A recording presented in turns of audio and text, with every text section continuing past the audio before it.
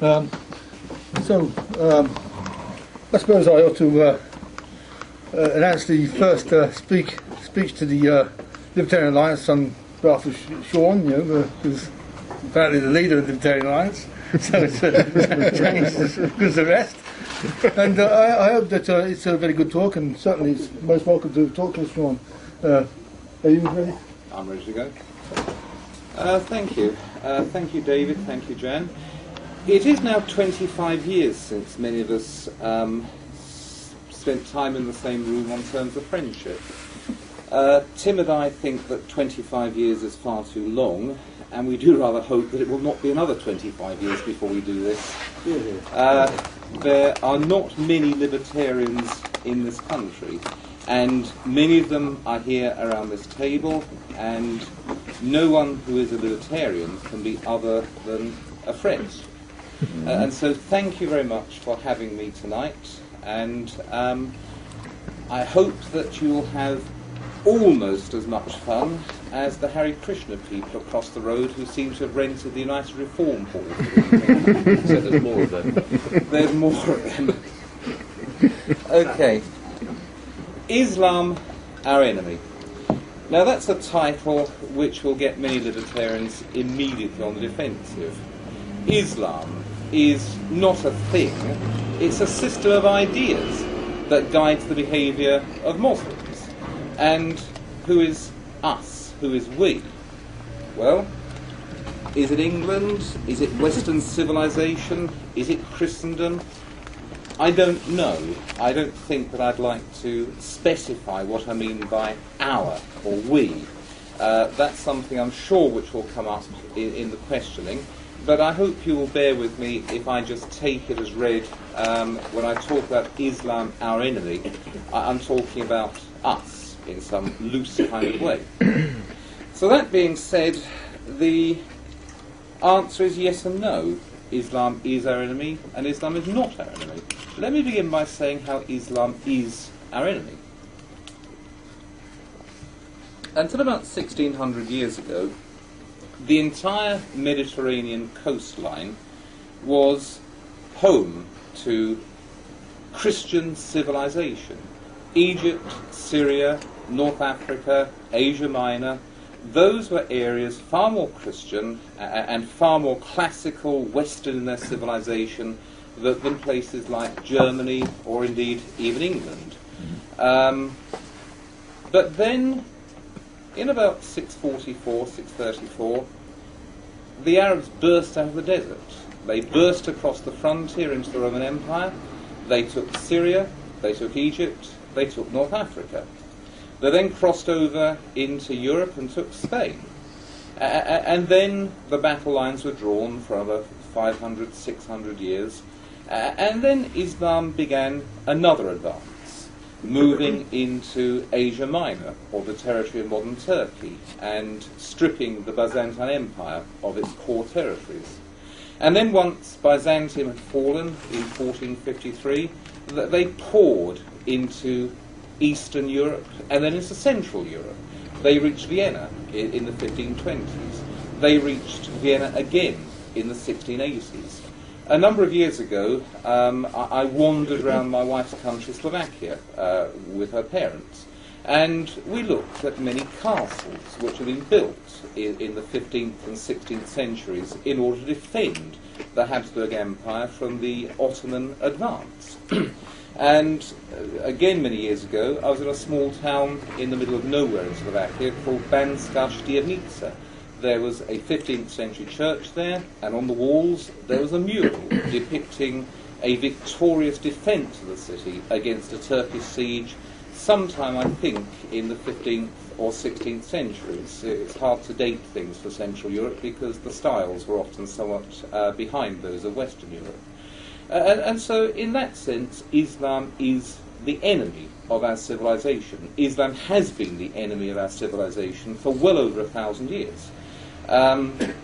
It is an alternative model for social organization. It is a rival. It is a rival in our legacy from the ancient world. Islam is our enemy in that sense. Islam is our enemy in other senses. In the past 30, 40, 50 years, there has been a large amount of Islamic immigration into Western Europe and Britain.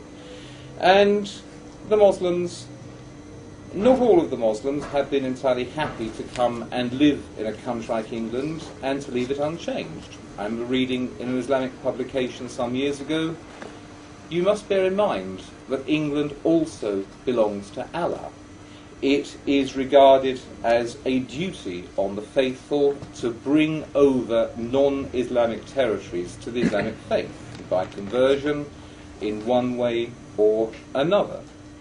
I watched an Undercover Dispatches programme on Channel 4 in January 2007, in which somebody in a mosque was recorded as saying, first of all, we become the majority, and then we take over. I could trawl through the internet, I could go through paper Islamic publications, and I could show you that some Muslims do have England very much in their focus. They would like England to become as Islamic a country as Pakistan or maybe even Iran. We mustn't forget also that it was Muslims who crashed those aeroplanes into the World Trade Center. It was Muslims who blew themselves up on buses and on the Underground a couple of years ago in London. It is Muslims who were on trial in Woolwich Crown Court last week. It is a Muslim who made that rather chilling video in which he explained why he was proposing to blow himself up and why he didn't think that it was such a very bad thing. And so if I wanted to make a very hawkish speech about Islam as our enemy, I could come up with any amount of evidence. But there is always another side in these debates. And I think it is worth asking, how is it that Islam became so heavily predominant over about 2/3 of the Mediterranean coastline? Now again, there is no doubt that when the Muslims turned up outside places like Damascus and Antioch, they didn't knock politely on the door like the Mormons do, saying, excuse me, I want to bring you the good news of Muhammad and his book. No, they conquered by the sword. It was Arab armies which took Syria and Egypt and North Africa and Spain. It is Arab armies which took what is now modern Turkey. It was Turkish armies which took Greece, the Balkans, and even Hungary. Islam was spread by the sword. But as I think we know, it is possible to conquer by the sword, but you cannot occupy by the sword.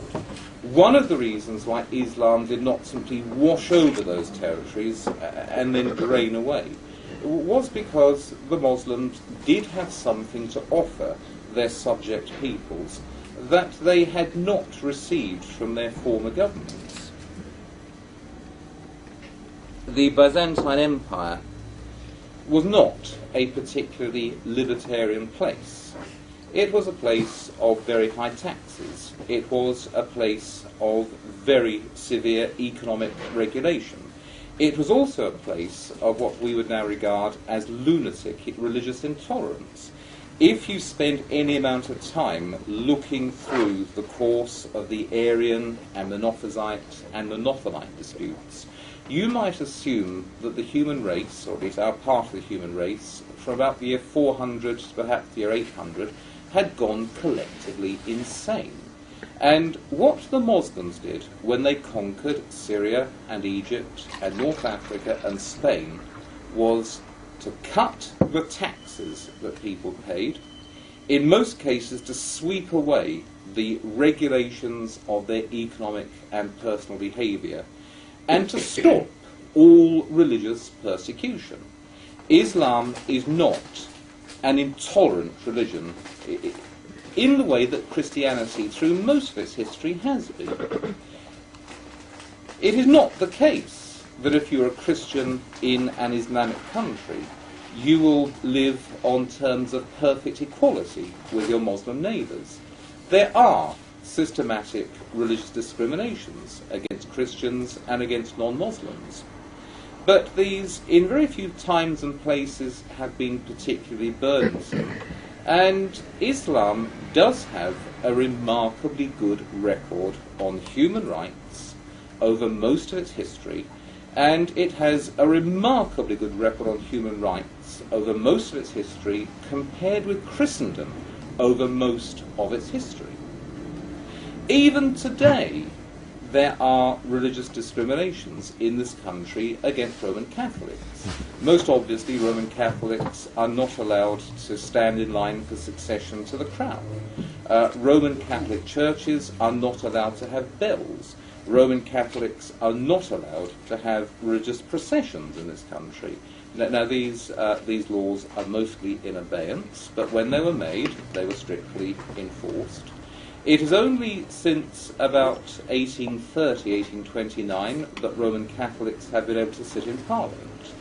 In the 1850s, one of the Rothschilds got himself elected to Parliament, wouldn't take the oath as a Christian, and so was barred from the House of Commons. It is only, I think, in 1857, 1859, the dates are rather vague in my head, it is only since the 1850s that Jews have been allowed to sit in Parliament. And so we cannot claim that historically even England has been a place of perfect religious freedom. Indeed, Edward Gibbon, the great historian, had to leave the country for a number of years when he converted to the Roman Catholic faith in the 1750s. In theory, he could have been subject to the punishment of a traitor, and the priest who converted him could also have been executed as a traitor. It was more a scandal, a social disgrace than a crime. But if you want to talk about religious discrimination and religious persecution, you do not need to look much further than England, and you certainly do not need to look any further than France and Spain and Italy and Germany. Christians in Islamic territories have never suffered the kind of persecutions that they have suffered from each other in places like Germany, in times like the 30 Years' War, or even in England in the 16th and 17th centuries.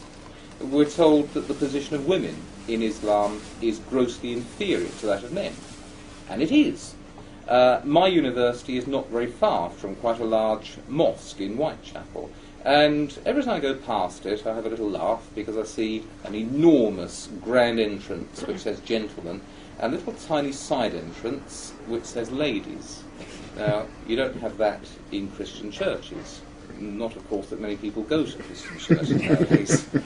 But, yes, in Islam, women are expected to wear certain kinds of clothing, they are barred from certain professions, and their social interaction with men outside their own families is very strictly regulated. But, again, until not that very long ago, in our own country, women were subject to rather similar religious discriminations. It's only since the Married Women's Property Acts of the 1880s and 1890s that married women have been allowed to have any kind of legal personality at all. My wife is still described as Mrs. Sean Gabb in very formal proceedings. Until the 1890s, any property my wife accumulated belonged to me. My wife was part of my household, she was a projection of me, and I could do as I pleased with what was hers. There was a legal judgment in the 1670s which remained the law of this country until the 1990s, Lord Chief Justice Hale, who said that a married woman cannot be raped, or rather a woman cannot be raped by her husband in the legal sense, because the moment she puts a ring on her finger, she has consented to sexual activity at any time of the husband's choosing. This only stopped being the law of England, I think, in 1994. Again, until about 100 years ago, women, by social custom, were expected to wear clothing which made a whole range of occupations very difficult for them to carry out. Women wore veils in public until about 100 years ago. And so you can look at everything bad that is said of Islam, And you can find at least some parallel for it in our own recent past. And so, yes, if you compare Islam with modern liberal democratic civilization, it is inferior. We can look at their ways and we can look down on their ways. But if we go back beyond about a century, and certainly back beyond 2 centuries, the record of Islam and Christianity is by no means unfavourable to Islam. I noticed when I went to Hungary many years ago a very large number of Protestant churches there. There are very few Protestants in my wife's country, Slovakia, yet there are some very large Protestant communities in Hungary. And the reason for that is that the Protestant Reformation took place in Hungary while it was under the control of the Ottoman Turks. The Ottoman Turks didn't care about matters, about these Christian disputes. And so they had no interest whatever in persecuting for one Christian sect against another Christian sect. And when the Habsburgs retook southern Slovakia or northern Hungary, they behaved in a bitterly intolerant manner. Again, I keep talking about Slovakia and Central Europe because I have a great deal of experience there. I went into Pezinok, a town where my brother-in-law has a house. And there is a very large Jesuit church with an extraordinary pompous Latin inscription outside, which records how in the 1680s this church was built as a monument to the restoration of Christian civilization in that area. What they meant by Christian civilization was Catholic civilization, and the Protestants had a thoroughly bad time until the 1690s, when the English government prevailed on the Habsburgs to go a little more easily on their Protestant subjects. And Hungary itself was taken back somewhat later from the Turks, and the Habsburgs did not bother to re-Catholicize those areas. So if anyone says that Islam is a bitterly intolerant religion, they are wrong in historical terms. If they say that Islam has a bad record of human rights in general, they are wrong in historical terms. If they say that Islam gives women a grossly inferior position, again, they are wrong in historical terms by comparison with our own civilization. Islam is one of the great religions, and it did spawn, or it has spawned, one of the world's great religions. We must never forget that. Islam is not entirely Osama bin Laden. It is also people like Hassan el-Turabi. I know that The Economist some years ago called him the Pope of Terror, but I've met him several times. There's a long book of interviews with him in French, and there was also a long interview in the National Interest in 1996, in which, in my view, he came across as a classical liberal, a man who believes in no limit on people's freedom to switch from one religion to another, even out of Islam, a man who believes in complete freedom of trade, and who believes in complete free movement of persons within the Islamic world, and perhaps beyond.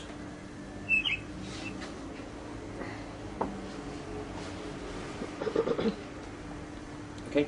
Now, I've said that by the standards of Enlightenment liberal democracy, Islam is a defective model of civilization.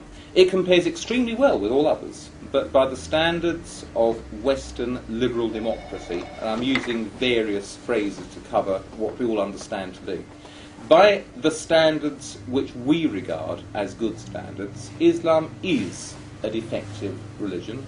And I suppose we should feel a certain concern at the activities of certain Islamic persons and organisations within our civilization.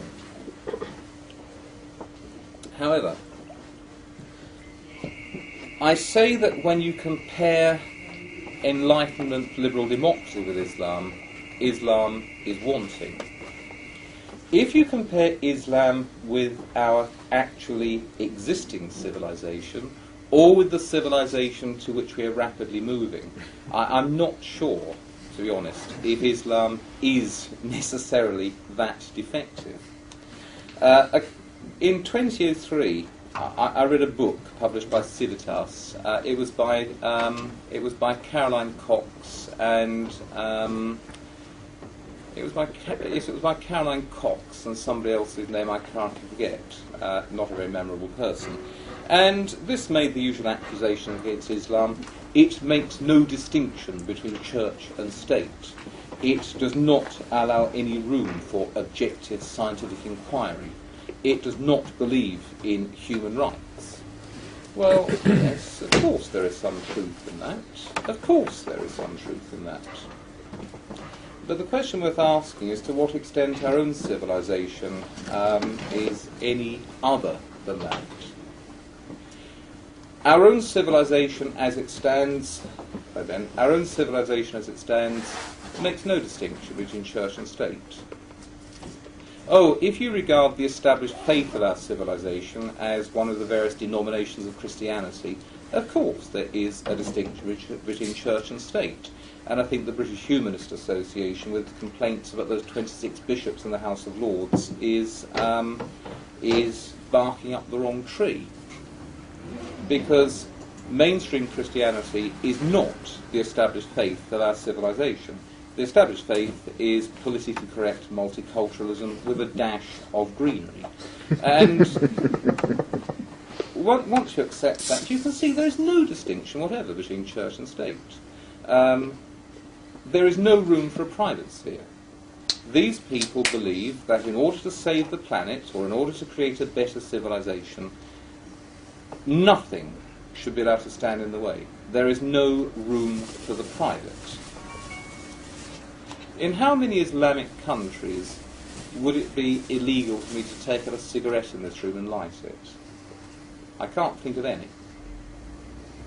A smoking ban, brought in for our own goods, with no distinction between public and private places. Oh, there is a formal distinction between public and private, but this place, let's face it, is by no stretch of the imagination a public place. It belongs to Jen Lester, and if he wants us all to sit here stark naked smoking cigars, it's his right to do that. Unfortunately, the law now says that although we could sit here stark naked, we cannot light cigars, cigarettes, or pipes. Where will we stub them out? Oh, the mind boggles.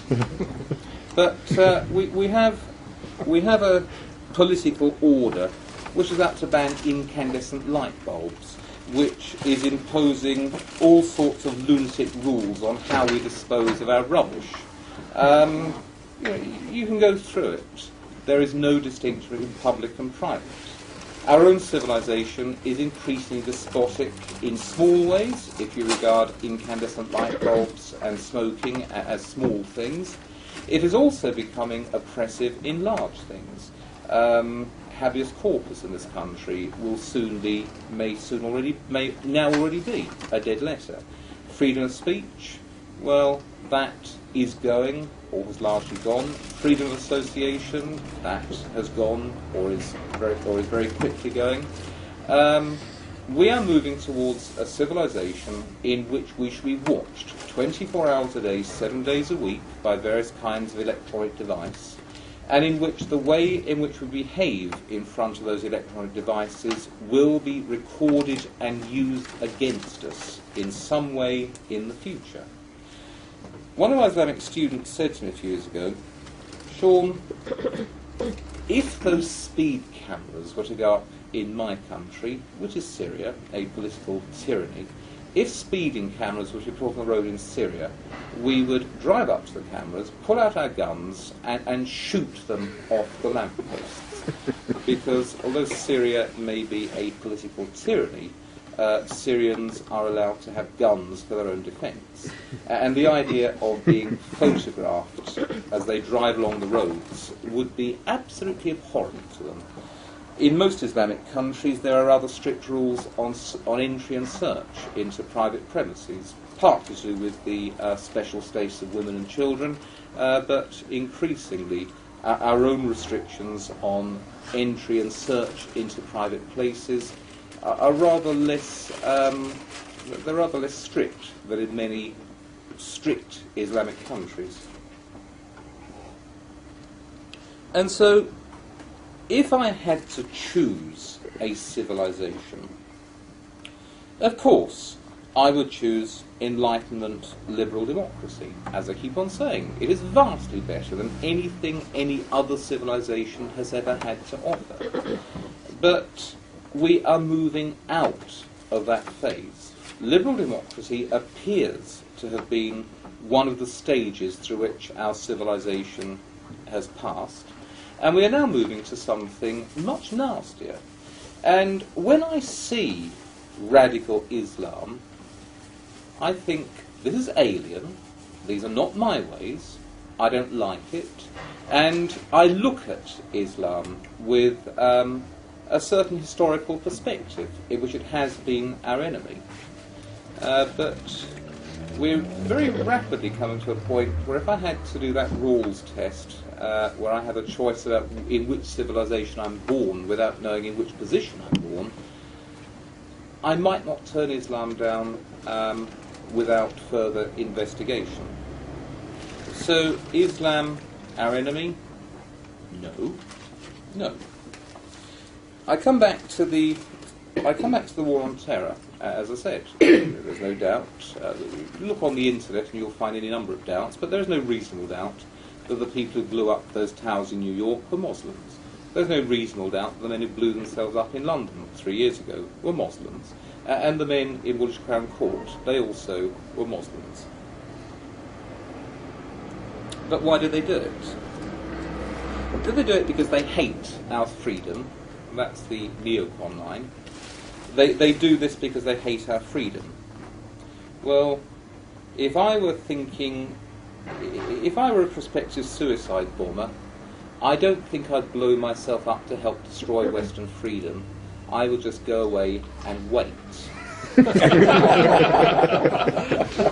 There is a much more economical way than blowing yourself up on a bus or in a coffee bar.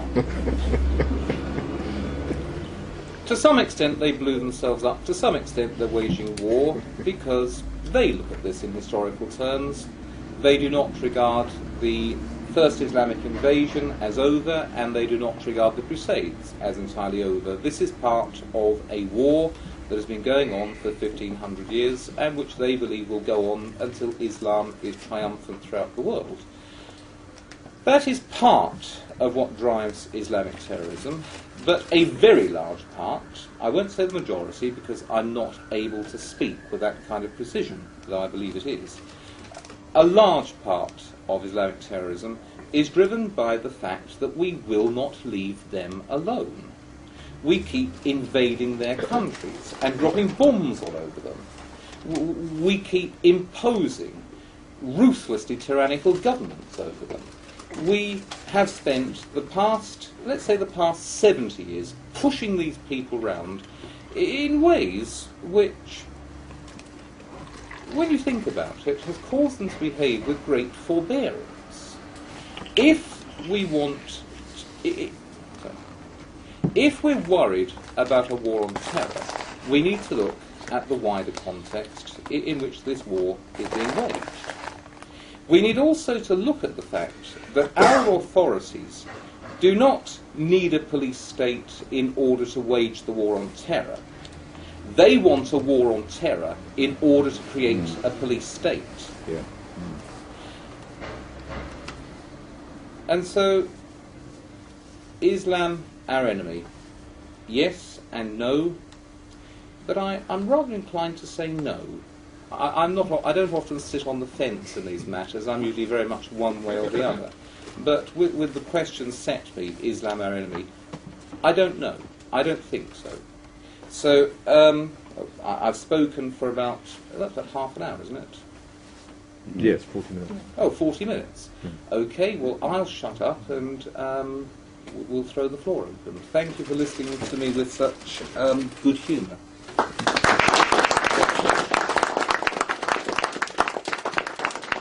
Do you have any questions?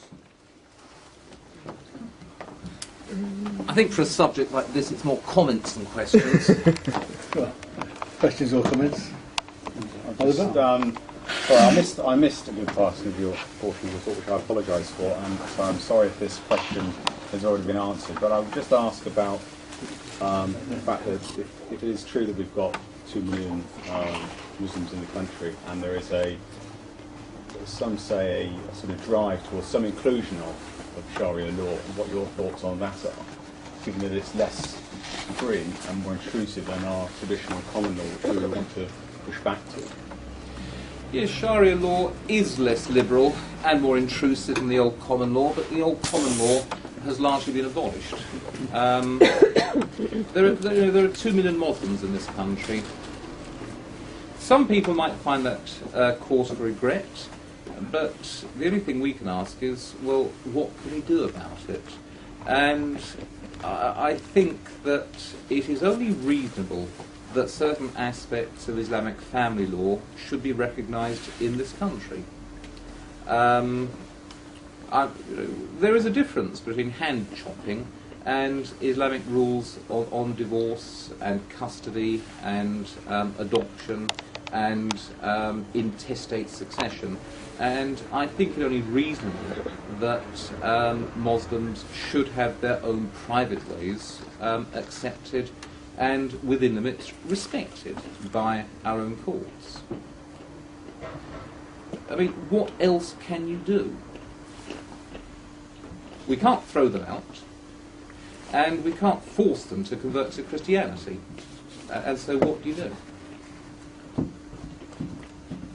Well, it's interesting because it's a common phrase, the thin end of the wedge. It starts with family law and it begins with, ends with sort of signs up saying this is an Islamic area, please observe certain dress codes, and then it goes on to drinking, which would tie in with the common obsession with binge drinking which we have in this country. So. Yes.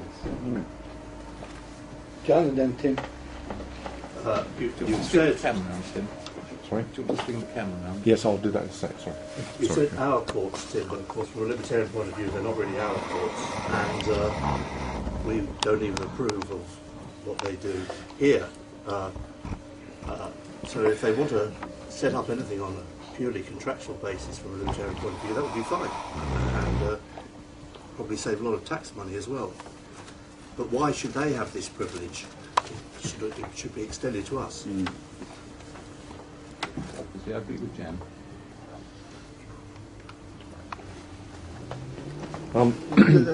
Iran has essentially a polycentric legal system. There are different schools of law that are recognised there. To what extent would you support the polycentric legal system here? I mean, there are elements of Jewish law and tradition that are accepted here, and the rest of it. As an anarcho-capitalist, I could well imagine competing legal systems and individuals free to choose. As long as people are free to choose, I don't think there can be any dispute about a polycentric legal order. And there's nothing particularly new about this. Barbarian Europe was a place of polycentric legal orders. British India was a place of many different legal jurisdictions. And as long as people freely accept the jurisdiction of an Islamic civil court, I don't see any problem at all. Indeed, we already have Islamic civil law in this country, so far as the 1950 Arbitration Act is concerned. Yes. Yes. We have a very good system of private arbitration in this country, and if you want to take your civil case before an adjudicator, so long as both parties consent, our own courts will enforce the decision of the private adjudicator as long as no rules of natural justice are violated. So we already have the Sharia civil law in this country, and if we don't have it, I should be very surprised. Mm-hmm. Paul? No, gentleman was before me. Was he? Yeah. Sorry, I just need a drink before I engage in this discussion, if I could just say. My apologies for coming so late. I obviously misread the invitation. we don't actually have nearly as much Sharia law under the general sort of choice rubrics under the 1950 Arbitration Act or its predecessors as we might. Gentlemen, I stand amazed at my own forbearance. Was it Clive or Hastings? I can't remember which. Yeah. And so, you know, I think His Grace the Archbishop of Canterbury has a reasonable point there in the substance of what he was advocating. The way he advocated it is completely different. That is, he wants it to be part of the multicultural compulsory edifice, and I think that's got to be the way one reads his address, if one possibly can. It's very, very obscure. But thinking back to my limited grasp on libertarian principles and the choice of legal systems, as long as adult interests are fully respected by the free choice of all parties in any particular case, civil or criminal. Criminal's a bit harder, isn't it? That's fine. And I'm not going to start supporting our dear feminists and rushing into every Islamic family they can find and say the women can't really choose because of their culture, so we're going to choose for them. How do children enter into this? It seems to me that the interests of children, particularly against their parents, who may harass, beat or even murder them, do have to be taken well on board. And I don't think Rothbart on child labour is a sufficient guide. I'm sure there are more relevant guides. My reading is pretty limited. But I think that's one, the interests of children, that has to be taken very, very seriously indeed, not only for positive reasons, but also because of our paternalist state and culture, for negative reasons as well. What are your thoughts on how that's managed? Well, you've asked many questions and raised many points, but I'd like to say something about the children's side of things. Children below a certain age are not, as a matter of fact, competent to choose their own way. And so either they follow their parents' ways, or their ways are decided by the state. And when you set it up in those terms, my own belief is that they should follow their parents' ways, unless those parents' ways are so grossly awful, so unreasonably awful, that there is reason to intervene. And so if children, I've often seen Jewish children wandering around with those funny hats and the bottle lens glasses and the little curls, and I think I'm glad I'm not like that. I mean, that looks awful. But that's where you draw the line. Then.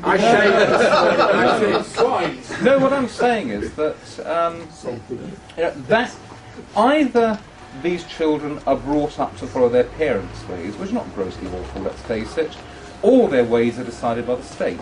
And in any dispute like that, I'm on the side of the Orthodox Jews, and equally I'd be on the side of Islamic parents in their right to choose the ways of their children.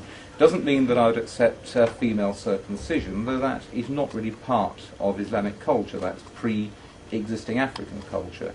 But you must, as a libertarian, indeed you must, if you're a parent, accept that other people's ways are not as yours. But if you want to interfere in the way they bring up their children, you are consenting to interference in the way that you bring up your children. And yes, some children will have a thoroughly awful upbringing, but I don't think there's much the state can do, as a matter of fact, to improve that. And I think it's a bad idea for the state even to try. Paul? Yeah, I thought the putting Islam in historical context in terms of freedom with Western society was extremely enlightening and interesting, and especially as one often hears one of the main complaints about Islam from people who want to criticise it in the modern day is that they've got a terribly derogatory view about homosexuals and women. Now, it's of course, it's only 40 years since homosexuality was decriminalised in this country, and then only partially, slightly, and women have been emancipated for not much longer. The last 70 or 80 years, I think, probably one could say. And so the idea that sort of it's only the very absolute cutting edge of modern liberalism that Islam is being found to fall short of. Nobody seemed to raise these arguments in the 60s. It's terrible the way these, or the 50s. It's terrible the way these Muslims treat the homosexuals. It wasn't a popular argument in the 50s. But it wasn't part of the general Western critique of Islam.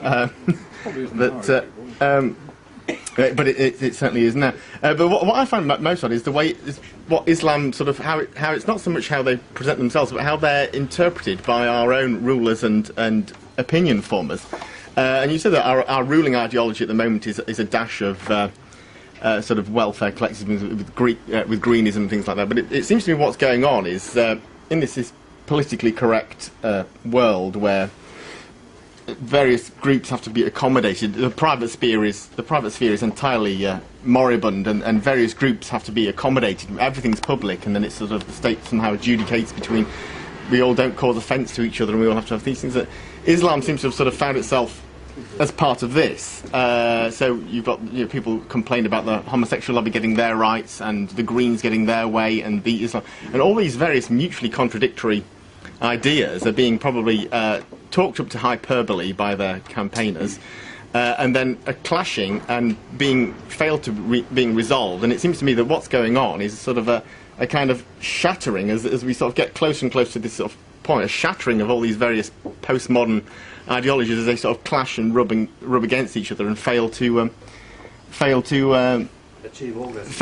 Fail to achieve orgasm. But as the non-libertarian, thing that's being tried is sort of, as this sort of imposed political correctness is sort of beginning to shatter. And I foresee, I think, that it's going to be a long time before anybody sees the libertarian solution, which is just simply to leave people alone and let them make out their own private arrangements as they choose to live. And I think that the state is planning, and the ideologues are planning to push on with this to increase absurdity, increase social dislocation, and increase misery for quite a long time yet. I don't see it ending. Oh, sorry, does it all come back to me? You want to? All I'd say very briefly, all I'd say is that historically Islam has not been that hostile to homosexuality. In the 1960s, Joe Walton and his friends used to go quite often to Morocco, where they found local customs somewhat more accommodating to their preferences than London.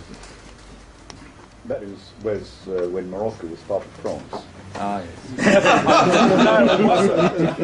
Not like Algeria or even Tunisia. No, but I mean, it's a French protectorate. Paul? Is it possible to see Islam as not a threat? To what extent is it possible also to see that the police state as a threat, and do we have any defences against it? I think he was drawing a comparison between Islam and the police state. If I had to choose between a high-tech police state and Islam, I would choose Islam. Islam does allow... What about high-tech Islam?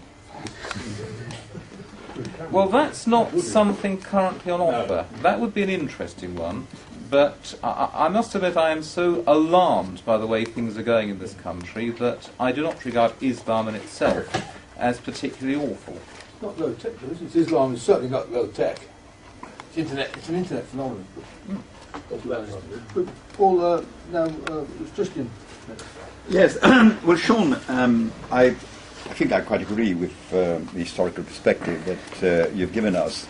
And I think there is, however, a bit of a problem comparing what our situation today with our situation of 200 years ago, and then saying, well, 200 years ago, we are, or we were, in the same sort of situation as Islam today. And the question is, why is Islam not in our situation today.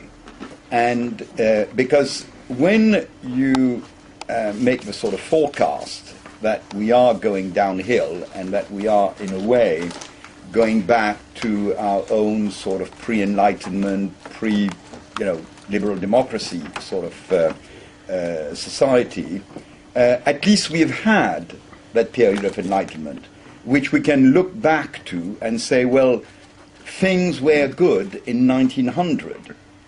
But unfortunately, I don't think that Islam has a period like this to look back towards. And there were moments in Islam when actually Muslim sort of faith and practices were not respected. And very typically, for instance, in the Ottoman Empire, with a system of capitulations. And Smyrna in the sort of 1900 was a place of great tolerance, and until Kemal Atatürk expelled all the Greeks and so on. We discussed this when we were, exactly, that's right. So there were sort of pockets that one can look at, but they were the exceptions. And I wonder if it is something that we can take hope from and saying, well, these pockets are going to become the norm or not. I doubt it. I very much doubt it. But very briefly, I would say that the problem we have is the sort of military intervention, the sort of war that has been declared on Islam in a way. I mean, and that I can understand why Muslims would take the present situation as being a war declared on them. And I've made this point many times, and I'm sorry if you've heard it before from me, but the analogy I take is, someone who would be a great lover of Wagner, and love Wagner and so on, is appointed the director of Covent Garden in 1941. Can that person put on the program, Siegfried and the Valkyrie?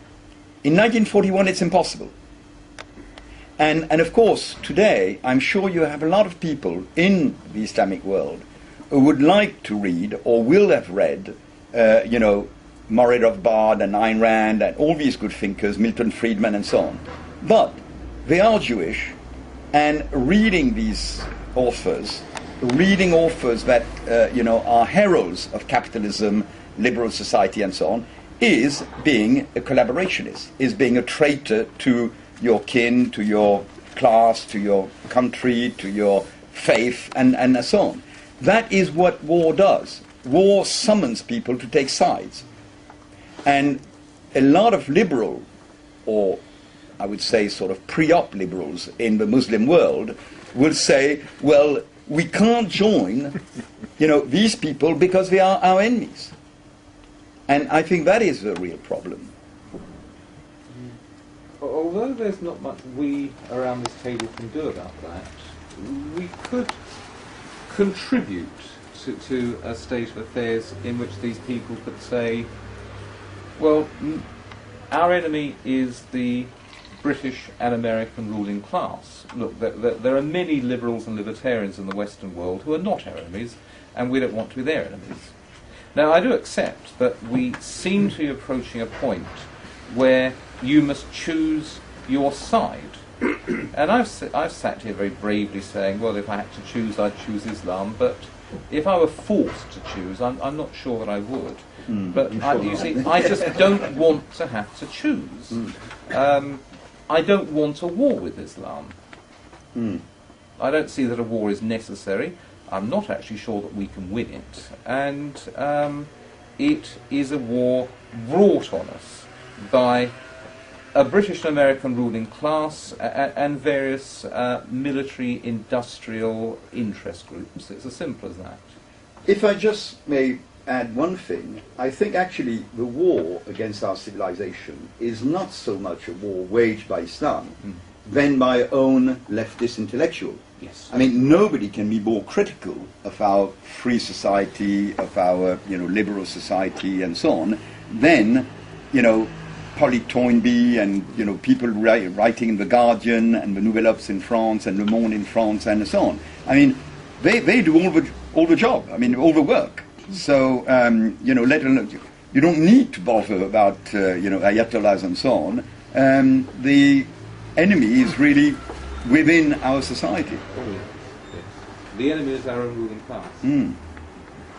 Yes, we look around to Lenin, and the enemy is us. This was a difficult period just before he had to introduce the new economic policy. Just a few points, Sean. I think you dodge my point about the kids. The kids are a useful ideological instrument, also political of course, to get whichever compulsive interventionists to get their leverage in. Of course, well, I hope it's of course, I'm not going to go around saying, let's support the state, our local state, illegalising the madrasas, wherever here or in Pakistan or whatever. It is the serious cases of abuse that, including murder, rape, mutilation, non-culturally sanctioned mutilation. I have to stipulate that. Where more or less everybody of good intentions, whatever their odd metaphysical beliefs, agrees that something or other has to be done. The issue is who does it. Now, I thought either it's the family or the state was an answer that's a bit blinkered by anarcho-capitalist standards. There are plenty of examples, which I know not much about, of competing and coexisting legal codes, which means also competing and coexisting legal authorities, maybe not of the final instance. But let's concentrate on the intermediate instances, not the easy cases of, oh gosh, they make the little boys have those long, funny, greasy, curly ringlets, which I ought to know the name of. I've forgotten. Second point, these strange mixture of multiculturalist, combined monoculturalist faiths. Marx had a very good political name for a supreme authority which divides and rules. It's just Bonapartism. A fantastically good example, I would have thought. The people who run the multicultural business actually don't have any of those cultures at all. Thirdly, you don't seem to go hard enough along the line. Well, given that our local ruling classes are such a bad lot, given that Islam and Muslims defend the private sphere, don't we have common cause with them on a whole variety of issues of defences, of privacy, of speeding motorists, and so on. Smyrna in 1922 was all the fault of Lloyd George and Venizelos. It wasn't Ataturk's fault at all, but that's just a quarrel with Christian Michel. And the last point is very brilliant, but I can't read my own writing. He's only allowed 500 points.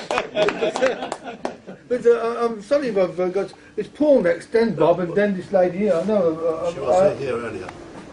Earlier Possibly earlier. well, I don't know whether she was before Paul or Bob. Ladies first. Ladies. She hasn't spoken. Ladies first. Just a short question about why Islam, which sounds an eminently civilized and reasonable religion, why it declined. Do you have any, did your research give you any reasons about why it declined to the state it is? Yes, all civilizations flourish for a while and then decline. It's only our civilization which has gone from high point to high point to high point so far. we may find that we ourselves are declining. But the question worth asking is not why did Islam decline? The real question is why did Western Christendom not decline? You see, Islam is a very, very good religion by world historical standards, but it followed much the same trajectory as those civilizations. A rise, a brief flourishing, and then a decline. That's how they all go. The question is, why has ours so far not followed the same course? It is. It's not. Yes, it is. Yeah. But it's had a longer period of flourishing than most other civilizations. Oh no, our civilizations had peak after peak after peak. Most other civilizations had one or two. I was really hoping for a historical explanation of why. Well, you need to ask me to give local reasons. What I'm doing is saying that Islam follows much the same course as Greek civilization, Roman civilization, Chinese civilization, what have you. And the particular reasons that dragged it down from that point to this point, I'm not competent to discuss. Is that a way of saying I don't know? I was trying to raise the same point by saying that do multicultural societies thrive where there's considerable economic wealth creation, and are we a victim of the wars that this country has been committed to? We've got a have-not situation developing, whereas it wouldn't have otherwise done so. Well, can you speak up, Paul? So, yeah, sorry. Are we in danger of the wealth creation of the city, which if it has fostered the multicultural society which we're ostensibly building, is it going out through the roof because the money supply is likely to dwindle? I think what you're talking about is rather like a flood. We've had a great flood of water over a piece of land, and the water is now receding. It doesn't mean that the buildings will be in the same position once the water's receded as before.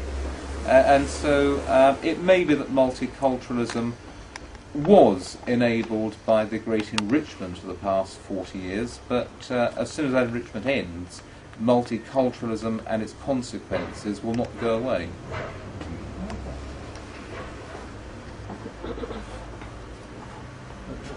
Well, yes, if I had the French for it, I wouldn't say civilization c'est moi, I would say civilization is us.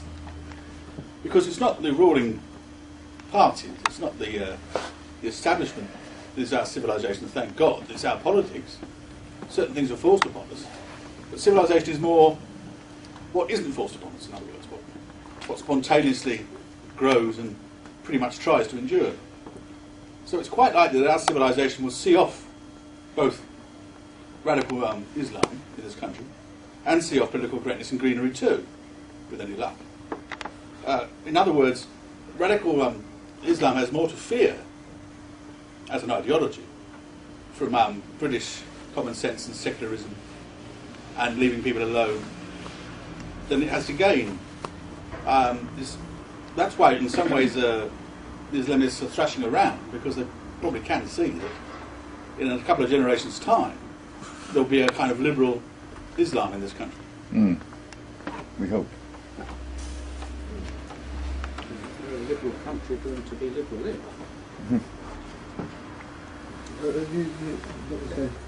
Paul? Yeah. Sean alluded to the war on terror and the current sort of invasions of Muslim lands, and suggested it has gone on for about 60 or 70 years, perhaps. The sort of the reason why this current surge of violence, chiefly from Al Qaeda and various hanger-on groups, is afflicting us. And I've almost, and I'm more sympathetic to this argument than the neocon explanation, which they simply hate our freedom. That's quite right. What freedom? But if it's simply a Muslim reaction to Western provocation and occupation of their lands, it seems to me that the greatest amount of Western occupation of their lands occurred in the 19th century, when all of the Western empires just simply stomped all over the Muslim world and ruled. I occasionally watch, Poirot or something on the television, and set in the 1930s, and it's quite often he goes abroad, and he's usually wandering around some Muslim country, and there's all the British there sort of having a tea party, and sort of the Muslims sort of carrying sacks about or chiseling up some long dead pharaoh while they're all pouring the tea and sort of saying, gin wala, fetch me another martini, and all this kind of thing seems to go on. I seem to think, well, this really, if I was a Muslim, this would really fucking piss me off, and a lot more. This seems to be the oppression of an invasion of Muslim lands seems to be a much less now than it was in the 19th century, early 20th century. But I'm assuming the reason, I understand in the Sudan, General Gordon had a bit of a bashing from some uppity Muslims who weren't going along with the idea. But apart from that, I'm not so sure that there was so many Muslim outrages. But I'm assuming it's just simply a consequence of technology and migration. The reason the Muslims are acting up now is because they've got access to explosives, which they didn't have now, and they live amongst us, which they didn't then. They're able to, and the mass media managed to sort of magnify what. Well, I suppose, there was quite a lot of atrocities went on in the 19th and early 20th centuries. They didn't get reported so much. Is it just a question of perspective, or is the Muslim backlash greater now than it was in the 19th century, I suppose, or was it perhaps even greater in the 19th century and we just don't know about it? I'm just wondering about these things. I think I can begin to answer that. I ruled out the Western colonial empires of the 19th century by saying the past 70 years or so, because British and French colonialism in the 19th century was not actually that intrusive. When, for example, we took over India, we did not force, we did not even persuade the Muslims there to change their behaviour.